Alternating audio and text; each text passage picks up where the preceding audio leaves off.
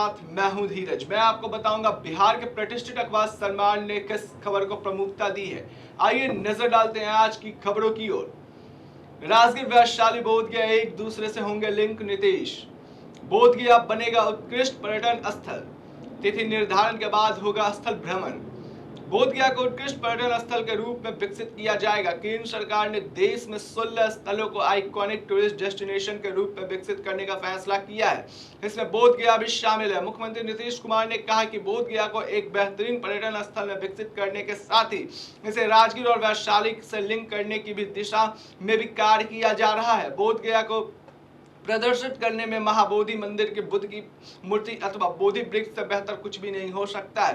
हालांकि बोधगया में सौंदर्यीकरण का कार्य किया जा रहा है। मुख्यमंत्री नीतीश कुमार सोमवार को एक अन्य मार्ग संकल्प में आला अधिकारियों के साथ बोधगया को आइकॉन टूरिस्ट डेस्टिनेशन के रूप में विकसित करने के लिए उन्होंने एक बैठक बुलाई। आप देख सकते हैं कि बोधगया को अब जल्द ही आपको बता दें कि उत्कृष्ट पर्यटन स्थल बनाने की कवायद शुरू हो गई है। साथ ही ऐसे 16 स्थानों को आइकॉनिक टूरिस्ट डेस्टिनेशन के रूप में बनाया जाएगा, जिसमें बोधगया भी। आपको बता दें राजगीर, वैशाली, बोधगया को एक दूसरे से लिंक करने की भी प्रक्रिया की जा रही है। साथ ही बोधगया को में सौंदर्यीकरण का कार्य लगातार चल रहा है। वहां पे सुंदरता को लेकर, सौंदर्य को लेकर वहां पे कार्य जारी है। बड़ी खबर है, आप देख सकते हैं कि बिहार के लिए काफी बड़ी खबर है और बोधगया के लिए खासकर ये बहुत बड़ी खबर है, क्योंकि हालांकि टूरिस्ट वहां जब भी आते हैं, जो भी बुद्ध की प्रतिमा देखने जाते हैं, हालांकि बोधगया हमेशा से पर्यटन स्थल ही माना जा रहा है। अभी से उत्कृष्ट पर्यटन स्थल बनाने की कवायद शुरू हो गई है। सरकार के द्वारा एक सराहनीय कदम, एक बड़ा कदम इसे माना जा सकता है। पॉपुलर पौधे की मार्केटिंग के लिए कार्य करे अधिकारी।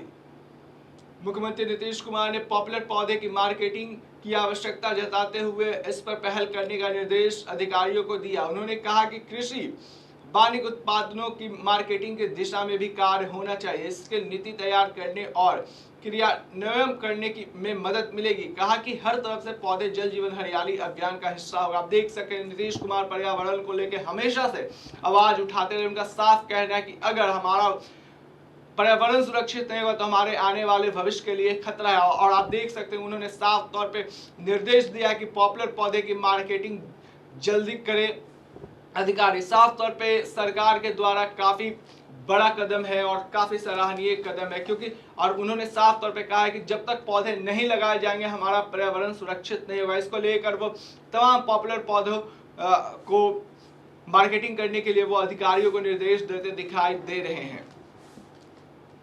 असम समेत पूरे देश में घुसपैठियों को बाहर निकालेंगे अमित शाह।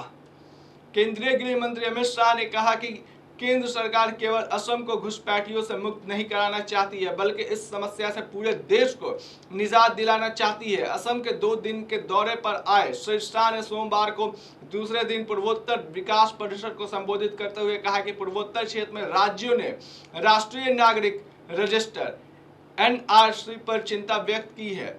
काफी लोग छूट गए हैं और गहनता से काम होना चाहिए। उन्होंने कहा मैं सभी को आवश्यक पर चिंता व्यक्त की है और कहा है कि छूट गए हैं और गहनता से काम होना चाहिए। उन्होंने कहा मैं सभी को आश्वस्त करना चाहता हूं कि एक भी घुसपैठिया न आसाम में रह पाएगा न ही दूसरे राज्यों में, क्योंकि हम सिर्फ असम को घुसपैठियों से मुक्त नहीं कराना चाहते बल्कि पूरे देश को घुसपैठियों से मुक्त कराना चाहते। देख सकते हैं कि अमित शाह ने साफ तौर पे उन्होंने कहा है कि हम सिर्फ असम में घुसपैठियों को हटाना, वहां से हटाना नहीं चाहते, हम पूरे देश को घुसपैठियों से मुक्त कराना चाहते हैं। हालांकि हमारी सरकार हमेशा इस पे काम करती आ रही है और हम पूरे देश को घुसपैठियों से मुक्त कराने में सफल होंगे। बस इसमें कुछ दिनों का समय लगेगा, लेकिन घुसपैठियों से पूरे देश को मुक्त कराने में हमारी कवायद शुरू हो चुकी है। आप देख सकते हैं काफी बड़ी खबर है। अमित शाह ने साफ तौर पर असम में एक कार्यक्रम को संबोधित करते हुए उन्होंने इस तरह की बात को रखी है और उन्होंने साफ तौर पे कहा है कि असम को जल्दी घुसपैठियों से मुक्त कराया जाएगा। साथ ही पूरे देश को, हमारी चिंता सिर्फ असम तक ही सीमित नहीं है, हमें पूरे देश से घुसपैठियों को निकाल फेंकना है। 2030 तक 2.6 करोड़ हेक्टेयर बंजर भूमि बनेगी उपजाऊ। मोदी दुनिया भर में देशों से प्लास्टिक को अलविदा कहने और वैश्विक जल एजेंडा तैयार करने का किया आह्वान। प्रधानमंत्री नरेंद्र मोदी ने सोमवार को कहा कि भारत वर्ष 2030 तक 2.6 करोड़ हेक्टेयर बंजर जमीन को उपजाऊ बनाएगा। श्री मोदी ने संयुक्त राष्ट्र सदस्य देशों की 2 सितंबर से यहां जारी 14वीं शिखर बैठक में उच्च स्तरीय खंड का आज यहां उद्घाटन करते हुए यह बात कही। उन्होंने कहा, मैं वैश्विक भूमि एजेंडों के बारे में एक प्रतिबद्धता की घोषणा करना चाहता हूं। पहले भारत ने वर्ष 2030 तक 2.1 करोड़ हेक्टेयर ऐसी जमीन को उपजाऊ बनाने का लक्ष्य रखा है जो बंजर हो चुकी है। आप देख सकते हैं कि हालांकि मोदी सरकार हमेशा ही अच्छे कामों के लिए जाने जाते हैं। मोदी सरकार हमेशा कुछ ऐसा करते हैं जो देश को उन पर गर्व होता है। चाहे बात कर ली जाए तो अब उन्होंने साफ तौर पे कहा कि 2030 तक 2.6 हेक्टेयर बंजर जमीन को वो उपजाऊ बनाने जा रहे हैं। अगर इस तरह का काम हुआ तो भारत के लिए काफी बड़ी सफलता है, क्योंकि ऐसे बंजर जमीनों को उपजाऊ बनाया जाएगा। इससे कृषि क्षेत्र और तमाम विकास और उन्नति में भारत का स्थान बनेगा। आप देख सकते हैं कि मोदी सरकार के तरफ से एक बड़ी पहल शुरू की गई है। इसरो का दावा, चांद पर सलामत है लैंडर। ऑर्बिटर के कैमरे से मिली तस्वीर से पता चलता है कि विक्रम टूटा नहीं है। इसरो ने पूर्व चीफ ने कहा कि विक्रम के संपर्क साधने की 60 से 70% उम्मीद बची है। हम विक्रम के संपर्क करने की पूरी कोशिश कर रहे हैं। भारतीय अंतरिक्ष अनुसंधान संगठन के 978 करोड़ रुपए लागत वाले चंद्रयान-2 मिशन में अभी बहुत कुछ बाकी है। सोमवार को इसरो ने बताया कि चांद की सतह पर हार्ड लैंडिंग के बाद चंद्रयान-2 के लैंडर विक्रम को कोई नुकसान नहीं पहुंचा है। इसमें कोई भी टूट फूट नहीं आई है।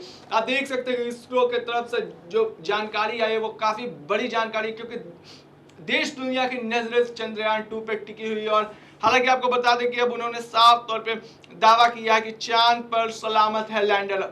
अब उन्होंने साफ तौर पे कहा है कि विक्रम अभी सलामत है, क्योंकि हमारे कैमरे में तस्वीरों में कैद हुई है उसकी फोटो हमारे कैमरे में कैद हुई है और अभी वो सही सलामत है। हालांकि सभी उसका पता लगाने में जुटे हुए, इसरो की पूरी टीम पता लगाने में जुटी हुई है, क्योंकि इस पूरे देश दुनिया की नजर सिर्फ उसी पर टिकी हुई है। और उन्होंने साफ तौर पे कहा कि 60 से 70% उम्मीद है कि हम उसका पता लगा लेंगे। अगर पता लग गया तो ये भारत के लिए काफी गर्व की बात है। हालांकि अभी भी गर्व की बात है कि हमारे भारत ने जो जो उपलब्धियां को गिनाई है, जो जो उपलब्धियां पाई है, उसमें से इसमें एक बड़ा पहल, एक बड़ा कदम माना जा सकता है चंद्रयान-2 का। हालांकि अभी इसरो की पूरी टीम पता लगाने में जुटी हुई है और जल्दी पता लगाने की कोशिश करेगी, ऐसा उन्होंने दावा किया है। आइए नजर डालते हैं दूसरे पेज की ओर। पीएम मोदी के 100 दिनों को देश रखेगा याद, रवि किशन। धारा 370 हटाने से देश में हुआ राष्ट्रवाद का संचार। अब देख सकते हैं कि रवि किशन ने पटना के बीजेपी पार्टी कार्यालय में संवाददाता सम्मेलन को बुलाते उन्होंने साफ तौर पर मीडिया से बात की है। उन्होंने साफ तौर पर कहा है कि अब हमारा अगला कदम पीओके है। उन्होंने साफ कहा कि पीओके अब हमारा अगला कदम है और हमारे नरेंद्र मोदी इसे भी लेकर मानेंगे। आज की जो स्थिति है वो नरेंद्र मोदी की दी हुई है, क्योंकि पाकिस्तान अब कटोरा लेके हर देश में भीख मांगते चल रहा है। वो सब कहीं ना कहीं, ये सब के कारण कहीं ना कहीं भारत के प्रधानमंत्री नरेंद्र मोदी ने इतना बड़ा काम किया। धारा 370 या 3 तलाक के लेकर अब देश की जनता उन पर विश्वास करती है।